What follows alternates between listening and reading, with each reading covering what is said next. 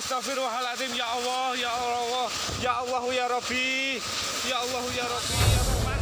Hujan deras yang disertai angin kencang seketika menimbulkan kepanikan di permukiman warga Kecamatan Bansari, Temanggung, Jawa Tengah.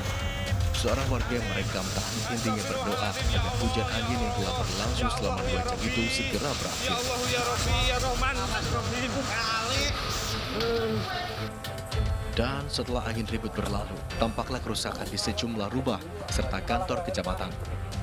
Sebagian besar kerusakan terjadi pada bagian atap. Ada 17 rumah yang terdampak akibat kejadian tersebut. Dari 17 rumah tersebut ada 3 rumah yang parah.